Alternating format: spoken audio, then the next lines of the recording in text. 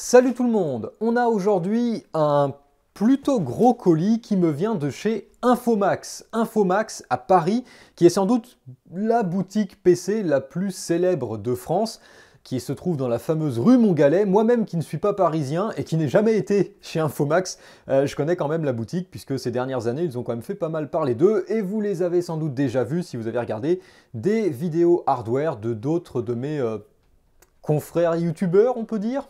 Je les remercie bien sûr énormément car ils m'ont envoyé une carte graphique et plus précisément une RTX 4080. Et oui, plus ça va, plus on a des cartes graphiques récentes, HS malheureusement encore une fois. Et cette carte est victime de un petit peu la même chose que ce qu'on a vu avec la 3080 Ti du PC Medion il y a quelques temps, c'est-à-dire qu'elle a été endommagé pendant le transport, probablement à cause de son propre poids, mais on va regarder ça un peu plus en détail. Mais avant ça, je me permets d'interrompre cette vidéo pour vous parler du sponsor du jour, iFixit. Si vous regardez cette vidéo, il y a de grandes chances que vous connaissiez déjà iFixit. Depuis 20 ans maintenant, ils se sont donné pour mission de prolonger la durée de vie de nos appareils électroniques, de réduire les déchets électroniques et de lutter pour le droit à la réparation, le fameux Right to Repair. Et pour cela, iFixit propose de nombreux tutos disponibles gratuitement sur leur site internet qui expliquent étape par étape comment réparer énormément d'appareils électroniques et qui permettent même à des novices de s'attaquer à des réparations sans avoir peur de faire de bêtises. Les tutos sont toujours très détaillés et moi-même je les utilise depuis très longtemps, souvent pour démonter ou remonter certains appareils. iFixit c'est également des pièces détachées de qualité et même des pièces détachées officielles via des partenariats avec Google, Microsoft, Fairphone et autres. Et iFixit est bien sûr célèbre aussi pour ses outils qui permettent d'effectuer toutes ces réparations, des outils qui sont développés en interne, qui sont de très bonne qualité et qui sont garantis à vie. Et justement, cette année, iFixit vous propose de ne pas céder à la frénésie du Black Friday et du Cyber Monday, mais plutôt de réparer les appareils que vous possédez déjà. Et pour vous aider, il propose du 24 au 27 novembre, moins 20% de réduction sur tous les kits d'outillage, ainsi que les frais de port offerts. Et ce n'est pas tout, car jusqu'au 14 décembre, iFixit propose 3 packs d'outillage exclusifs. Le pack essentiel qui contient tous les outils de base pour s'attaquer aux petites réparations électroniques du quotidien. Le pack ProTech qui contient le fameux ProTech Toolkit ainsi que le tapis magnétique pour les bricoleurs et ceux qui s'attaquent régulièrement à des projets en électronique. Et enfin, il y a le pack Gaming qui est, comme son nom l'indique, notamment destiné aux gamers, mais pas que. C'est celui que j'ai avec moi et il est extrêmement complet, parfait pour l'entretien des consoles, des PC portables et tous les accessoires du gamer et même plus globalement tous les accessoires électroniques que l'on peut avoir avec soi. Ce pack contient notamment le kit d'outils Manta qui est extrêmement complet, le tapis magnétique pour organiser les vis et il y a même de la pâte thermique qui est fournie avec. Tous ces packs contiennent également leur petit lot de goodies et vous pouvez les retrouver sur le site de iFixit. Je vous mets le lien dans la description ainsi que dans les fiches si j'y arrive. N'hésitez pas à aller faire un tour, ce sont vraiment des outils de qualité et je me demande pourquoi j'en ai pas acheté plus vite parce que ça fait des années que je bricole avec des tournevis tout pourris et des embouts un peu douteux. Là, franchement, ça va faire une belle différence. Donc un grand merci à iFixit. N'hésitez pas à aller y faire un tour, que ce soit pour vous ou pour offrir. Noël n'est pas très loin, ça peut être une bonne idée cadeau. Je remercie encore une fois iFixit et je vous laisse avec la suite de la vidéo. Le carton MSI est une diversion car la carte nous vient de chez Asus avec des coins... Ah non, c'est normal. Ok, c'est le design de la boîte qui est comme ça. Pas de risque d'écraser les coins puisque de toute façon, il n'y en a pas. On a donc une RTX 4080 de chez Asus en version Tough Gaming. C'est une belle carte graphique, la plus grosse carte graphique qu'on ait eue sur la chaîne jusqu'à présent. Et malheureusement, comme je l'ai dit, celle-ci est HS. On va aller voir ça de plus près. La boîte a déjà été ouverte, bien sûr. Oh! Alors, qu'est-ce que l'on a? On a un support de carte graphique télescopique, je suppose. Oh, ah, oh, c'est même un tournevis. On a bien sûr l'adaptateur avec le fameux 12 volts high power. Ici, c'est une 4080, donc c'est pas la version avec 4 connecteurs, c'est la version avec seulement 3, contrairement à la 4090. Et normalement, celui-là ne fond pas. Je tiens à dire que je ne l'ai pas vu, je n'ai aucune idée de l'ampleur des dégâts. Donc on va découvrir ça ensemble.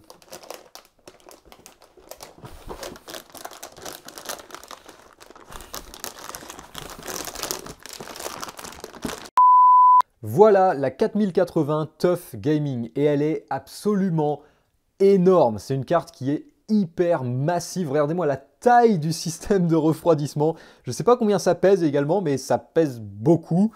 Toute la partie arrière, c'est uniquement de la dissipation puisque la carte s'arrête juste ici. Donc tout ça, ça permet à l'air de passer à travers le dissipateur.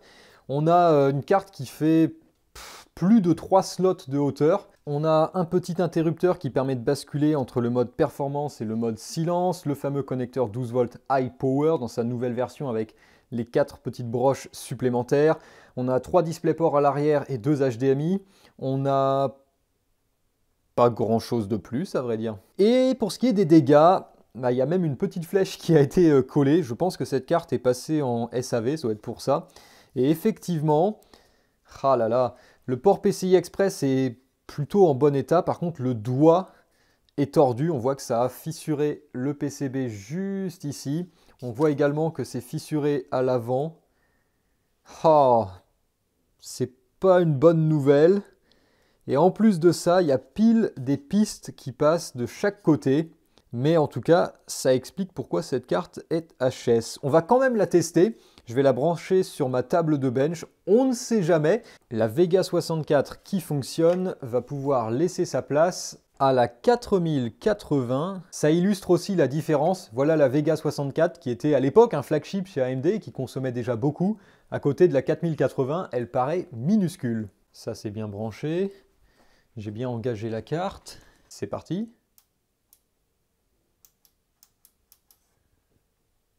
Ah! Il y a eu un petit clic au niveau de l'alimentation, mais il ne se passe rien du tout. Maintenant, si je débranche la carte graphique, bonne nouvelle, car d'un côté, celle-ci est vraiment en panne. Donc, si je mets l'alimentation sous tension.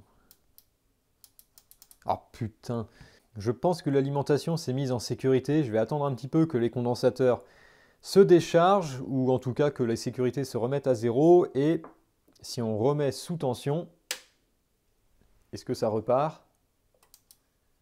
Ok, donc ça c'est bon, ça n'empêche pas la carte mère de démarrer. Ensuite, si j'installe la carte graphique sur le port PCI Express,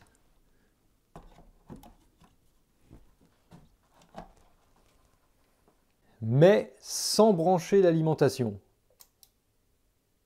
ça ne démarre pas. Ok, il y a certainement un court-circuit sur la carte qui fait que l'alimentation se met en sécurité, puisque là, ah, bah si, ça démarre quand même.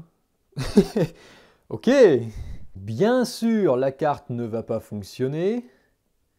Maintenant, si j'éteins, je branche le 12 volts high power et je réessaye.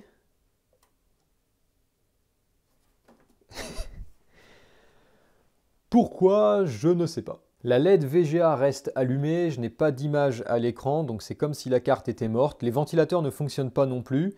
Je ne sais pas s'il est censé y avoir du RGB sur cette carte. Si, certainement, au niveau du petit logo ici. Donc il n'y a rien qui s'allume non plus. Ce que je vais faire, c'est forcer à éteindre. On va basculer sur le mode Quiet ou Performance, j'en sais rien. En tout cas, on va basculer le BIOS. Et ça ne change absolument rien. La carte est HS, c'est confirmé. Ce n'est pas une grande surprise quand on voit les dégâts. Ouh, j'avais pas vu non plus sous cet angle. Effectivement, c'est un peu cassé. Maintenant, je vais pouvoir démonter la carte graphique. Elle n'a jamais été démontée, a priori, et j'espère ne pas trouver trop de dégâts cachés derrière la backplate. A few moments later. Et voilà, la carte est désassemblée, et devinez qui a oublié d'enregistrer? C'est moi. Alors au final, le système de refroidissement n'est pas si énorme que ça. Il faut dire que la 4080 a un TDP de 320 watts, ce qui est beaucoup, mais ce qui n'est pas complètement démesuré. La Vega 64, par exemple, de la vidéo précédente, frôle également avec les 300 watts. Il y a ensuite cette pièce qui est assez bizarre. Alors elle est très belle, elle est tout en métal, donc c'est plutôt qualitatif. C'est bien, mais ça rajoute du poids qui n'est clairement pas nécessaire, et c'est peut-être ces quelques centaines de grammes en trop qui ont provoqué la casse de la carte graphique, car voilà les dégâts. Alors heureusement, il n'y avait rien de plus de caché derrière la backplate. Par contre, on peut beaucoup mieux voir la fêlure ici sur le circuit imprimé. Et malheureusement, avec les cartes graphiques, on est sur des PCB multicouches. Donc on peut bien sûr voir les dégâts sur la couche supérieure et sur la couche inférieure, mais on n'a aucune idée des dégâts à l'intérieur de la carte. Et c'est aussi pour ça que c'est très difficile, voire impossible à réparer. Sinon, le reste est bien sûr dans un état impeccable. La carte est beaucoup moins impressionnante sans son dissipateur, même si le circuit imprimé est quand même très haut. On a donc au milieu le GPU, le AD103, puisqu'on est sur l'architecture Ada Lovelace sur cette génération, avec les 16 Go de GDDR6 qui sont tout autour et qui sont encore cachés par les pads thermiques.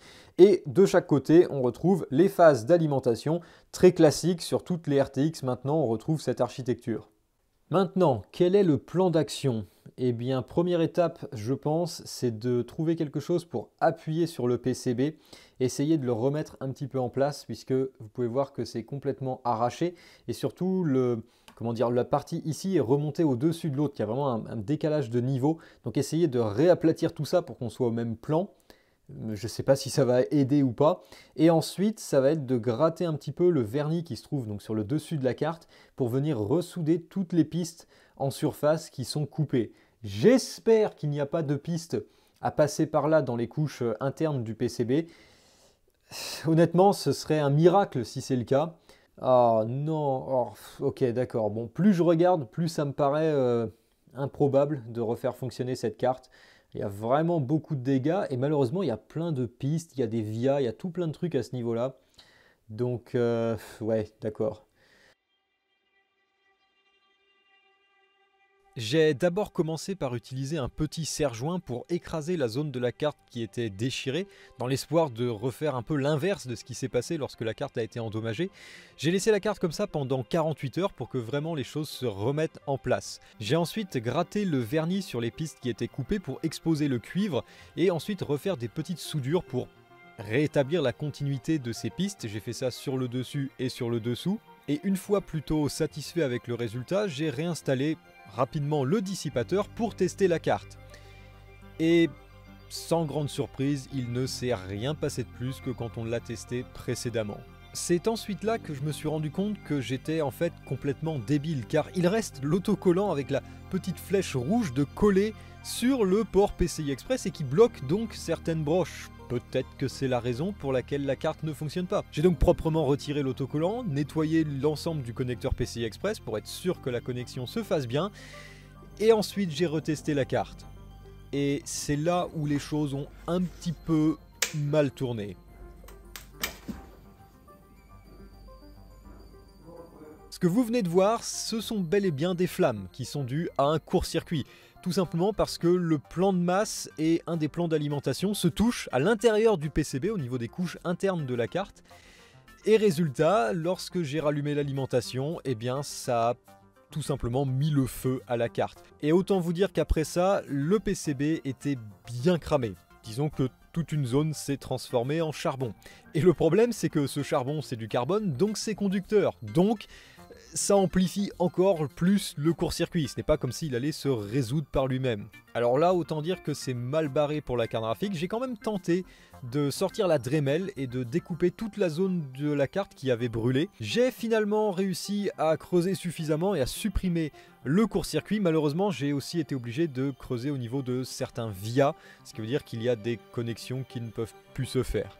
Alors avec assez peu d'espoir, j'ai à nouveau testé la carte graphique et on en est exactement comme au point de départ. Il ne se passe rien, la carte n'est pas détectée, les ventilateurs ne tournent pas, le RGB même ne s'allume pas. Et après avoir fait quelques mesures, il y a bel et bien le 12 volts de présent sur la carte, mais c'est comme si le GPU ne bootait pas. On n'a pas d'alimentation sur le GPU ni sur la mémoire.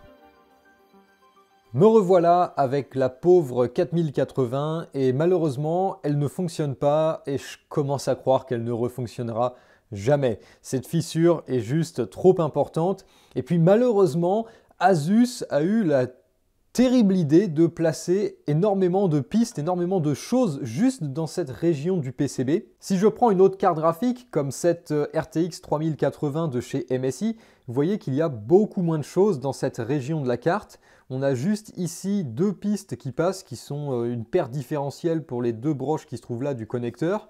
Et de l'autre côté, on a, c'est pareil. Tandis que sur cette 4080, eh bien, c'était vraiment pas le bon endroit pour une fissure. Ce qui est sympa, c'est qu'on peut voir les différentes couches de cuivre dans cette carte. J'en ai compté, je crois, 6 ou 7, rien que sur la zone que j'ai dégagée, et j'ai pas creusé à travers l'ensemble du PCB. On avait déjà pu voir ça il y a quelques temps quand j'avais réparé une carte mère MSI qui avait un MOSFET d'exploser, et j'avais pareil découpé la carte à la Dremel, j'avais même carrément traversé le PCB sur cette carte mère, et elle fonctionne toujours miraculeusement, mais voilà, malheureusement je vais pas avoir autant de chance avec cette carte graphique.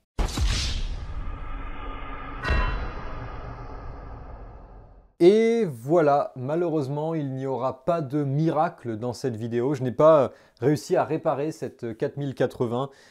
C'est triste parce qu'elle est vraiment comme neuve et j'espère réussir quand même à en faire quelque chose un jour, mais voilà, en attendant, elle restera HS. J'aimerais quand même parler un petit peu du poids de ces cartes graphiques et en particulier des RTX 4000, car en échangeant avec Infomax, il a été fait mention que malheureusement, c'est quelque chose d'assez commun. Il y a malheureusement un nombre non négligeable de cartes graphiques, et en particulier sur les RTX haut de gamme, qui n'arrivent pas en bon état chez le client. Je pense que le problème, c'est que ces cartes graphiques sont juste beaucoup trop grosses. Habituellement, plus c'est gros, mieux c'est, mais là, non, c'est juste, ça devient déraisonnable en fait. On atteint les limites de ce qui est vraiment possible.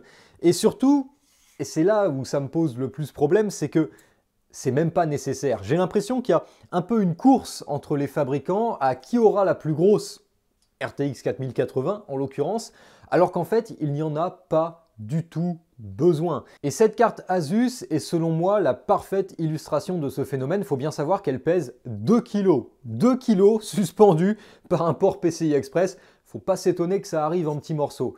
Et en plus de ça, il y a des choix, notamment dans la conception et dans les matériaux de cette carte graphique, que j'ai un peu de mal à comprendre. Alors je me suis permis de faire une petite comparaison entre cette 4080 et la Vega 64 que j'ai derrière moi. Cette 4080, lorsqu'elle fonctionne, consomme jusqu'à 330-340 watts, ce qui est beaucoup.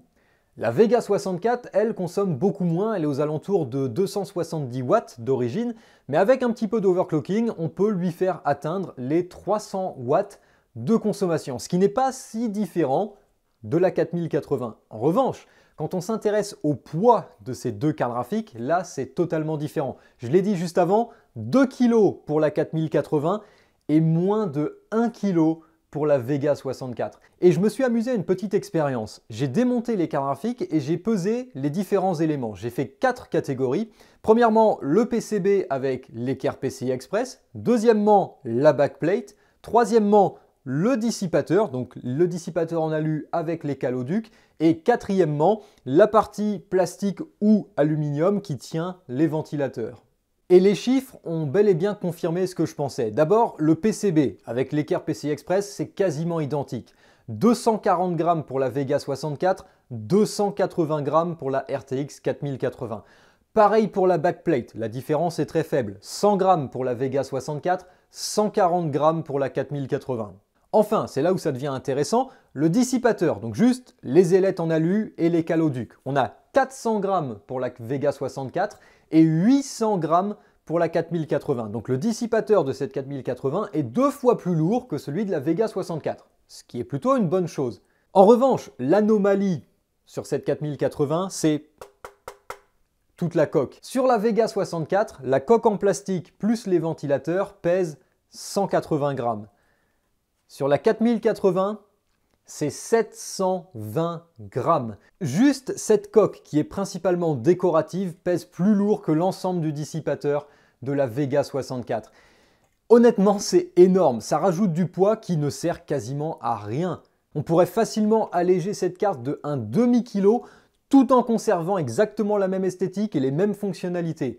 Et le problème, c'est que ce poids supplémentaire, surtout au vu de la longueur de la carte, ça fait bras de levier et on se retrouve avec ce genre de dégâts.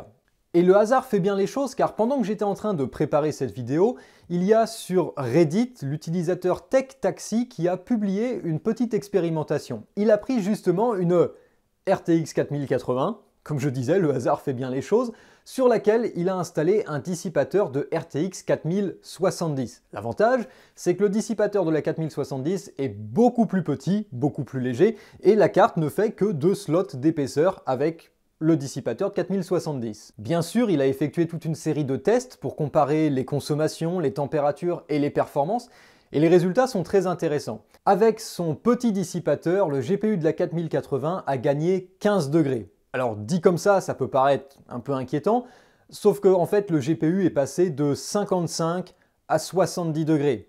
70 degrés sur un GPU, ça reste tout à fait raisonnable. La consommation, elle, n'a quasiment pas changé et les performances ont en moyenne légèrement diminué de 0,5% jusqu'à 2%. Ce que l'on peut considérer comme quasiment négligeable. Le vrai problème, c'est que les dissipateurs de 4080 sont juste surdimensionnés. Il y a un espèce de concours à qui aura la plus grosse, sauf que ça sert à rien. Ça sert à rien d'avoir un GPU à 50 degrés si au final c'est pour se retrouver avec une carte qui pèse 2 kg et qui ne rentre pas dans une bonne partie des boîtiers de PC. Alors je me doute bien que cette vidéo ne va pas changer grand chose et je suis presque prêt à parier que à la prochaine génération, on a des fabricants qui vont être capables de nous faire des cartes graphiques avec de la fibre de carbone juste pour économiser du poids et pour faire des cartes toujours aussi grosses. En attendant, c'est tout pour cette vidéo, j'espère que vous l'avez aimé. RIP la 4080, malheureusement, faites bien attention avec vos cartes graphiques, surtout si vous transportez votre PC, même si c'est transporté simplement dans le coffre de votre voiture, pensez à bien caler la carte graphique, voire même à la démonter, c'est plus prudent. Merci d'avoir regardé cette vidéo, n'hésitez pas à la liker, à la partager, à vous abonner si ce n'est pas déjà fait, et moi je vous dis salut à tous et à la prochaine.